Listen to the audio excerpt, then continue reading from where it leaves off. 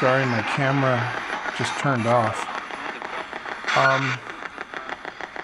What I like to do is have them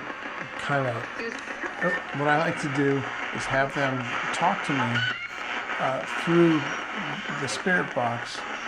And the way I do this is I have them tell me their name.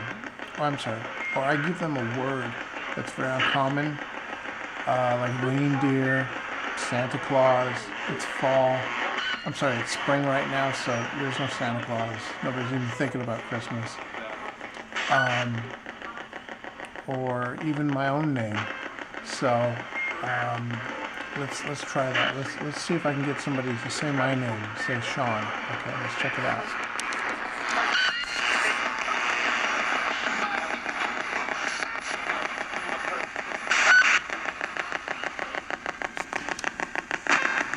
If there's anybody here with me right now, can you say my name? Can you say Shawn?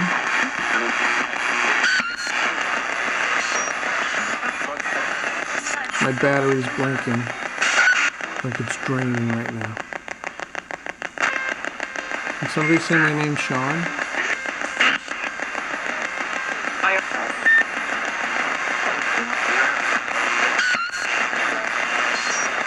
Say that again. Say it loud. Shawn.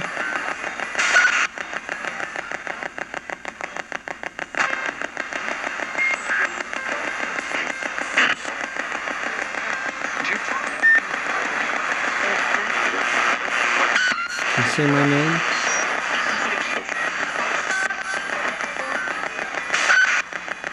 Say Shawn.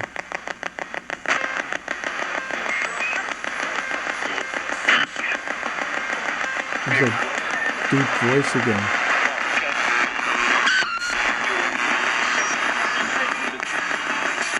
Can you say my name, Shawn? Can you say it?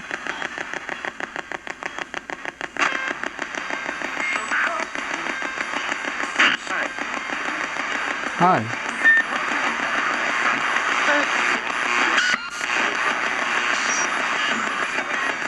What's your name?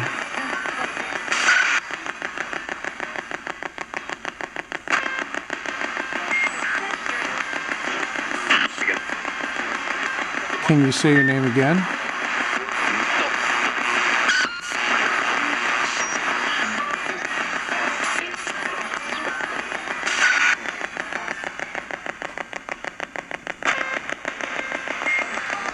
Now, how this works, as you can see,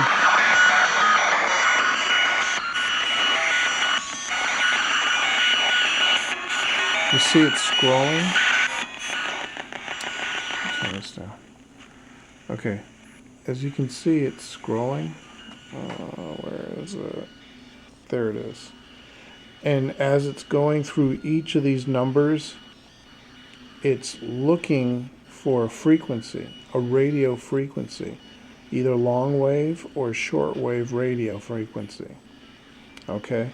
And when spirits talk, they have an electrical frequency that is very similar to a radio frequency. So that's why these spirit boxes or broken radios have a tendency of working really, really well with the spirit voices. Spirits are electricity, in a sense.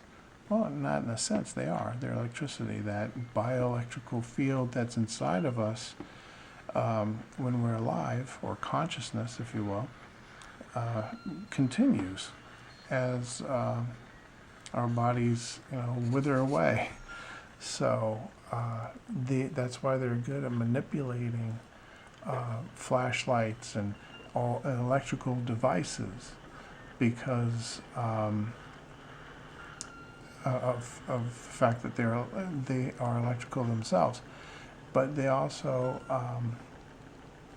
have a very well-developed conscious mind. So therefore they can react to things as they would if they were electrical Still recording. Okay, yeah, you are. React to things the same way as they would if they were alive. Now, another thing to take into consideration is that electromagnetic fields, that's the same as a magnet. So they develop this magnetic field where they absorb matter that's within all over the place, you know, and when they do so, that's where they get this dark shadow figure, if you will. There are like 3 or 4 stages of full-bodied apparition. One is a shadow person, one is a very clear, misty person, one is a very defined, transparent person, and another person would be, apparition would be in full color.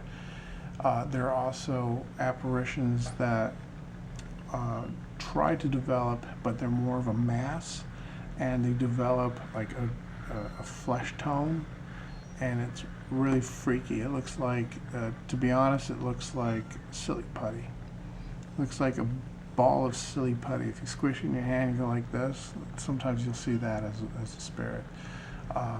Sometimes you'll see little black things. You'll see things maybe this big that move around in a very conscious state. Like it'll come to you and then turn around and take off. There's a lot in regards to how spirit presents itself, but I don't believe that they can do it on command. That's why we don't see them that often. I know that they're here and they know that they're interacting with us, but the problem is that they're not really capable of pulling themselves together and saying, oh, you want to see what I look like? Boop, there it is. Because that's how it works, unfortunately. I think orbs, of what we see of orbs, I think that's the center mass of a spirit. So I would notice, I gotta turn you around again. I noticed that spirits can manipulate, an orb would be like, let's say right here, and an object further away from them would be manipulated. So I think the center mass, or the heart, if you will, or the control center of consciousness is the orb, and the outline, be it constructed in a form of a person, or be it constructed or not constructed at all, it was just part of the environment, can reach and manipulate. So in their world, they're just doing what we would do normally, in their mind rather, but in their world, or in the physical world, it's much different. It's much more different. So things to think about. Okay, I'm sorry to take you away from the Ouija board and all the action here. My camera's getting really hot and the battery's going down. So let's get back to the program here. I'm probably at some point going to have to turn off the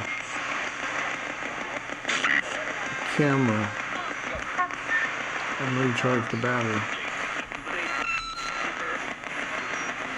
How about that light? You want to turn that on? I'll squeeze it real tight and turn it on.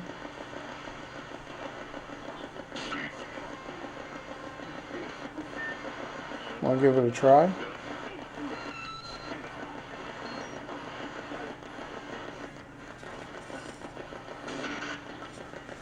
I don't see anything going on with the Ouija board. Actually, nothing's really working right now. Maybe my energy will move it.